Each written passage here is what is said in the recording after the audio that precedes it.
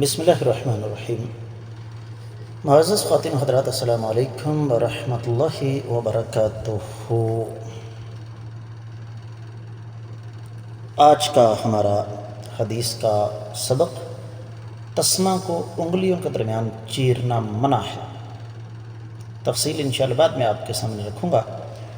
مشکات المصابیح کتاب القصاص باب ہے ان جرائم کے حوالے سے جن پر دنیاوی طور پر کوئی سزا نہیں ہے۔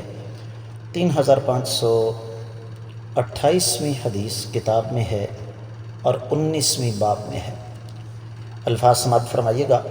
وعن الحسن رضی اللہ عنہ عن سمرۃ ان رسول اللہ صلی اللہ علیہ وسلم نہا ان یقد السیر بین اصبعین، رواہ ابو داؤد۔ معزز خواتین حضرات، یہ روایت سنن ابی داؤد میں ہے، کتاب الجہاد 74واں باب ہے۔ چمڑے کو 2 انگلیوں کے درمیان رکھ کر کاٹنا منع ہے۔ 2589ویں حدیث ہے، اور یہ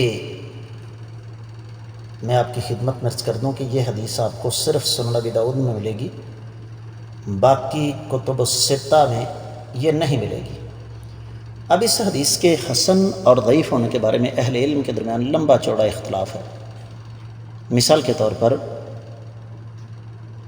امام ابن عدی فرماتے ہیں کہ اس میں ابو بکر الظاہری ایک روایت ہے، راوی ہے جو کہ منکر الحدیث ہے، اور امام عقیلی نے اس کو الضعفاء الکبیر میں ذکر کیا اور فرمایا لا اصل لہ، اس کی کوئی اصل ہی نہیں ہے۔ یہی موقف ابو بکر الظاہری کی وجہ سے متروک الحدیث کا ابن قیسرانی کا بھی ہے۔ امام بزار نے البحر الزخار میں یعلا بن عباد کی وجہ سے اس حدیث پر تنقید فرمائی، اور امام عقیلی نے لسان المیزان میں کہا کہ اس حدیث کی کوئی اصل نہیں، لیکن امام حاکم اپنی مستدرک میں 7960ویں حدیث کے تحت اس کو صحیح الاسناد قرار دیتے ہیں۔ شیخ شعیب الارناؤط شرح السنہ کی تخریج میں فرماتے ہیں کہ اس میں امام حسن بصری رحمہ اللہ نے عن کے ساتھ روایت کی ہے، اس کے علاوہ اس روایت پر کوئی اعتراض نہیں ہے۔ اور شیخ البانی رحمہ اللہ وہ بھی اس کی تضعیف کی طرف گئے ہیں، ضعیف سنن ابی داؤد میں ذکر فرمایا، لیکن حافظ ابن حجر رحمہ اللہ اس کو حسن قرار دیتے ہیں۔ اور ہمارے محدث العصر شیخ زبیر الجزئی رحمہ اللہ نے بھی اس کو حسن قرار دیا۔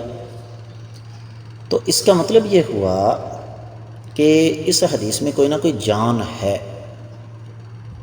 امام طبرانی اس کو لے کر آئے ہیں اور فرماتے ہیں کہ یہ قریش بن انس کی طرف، انس کے واسطے سے یہ روایت ہے،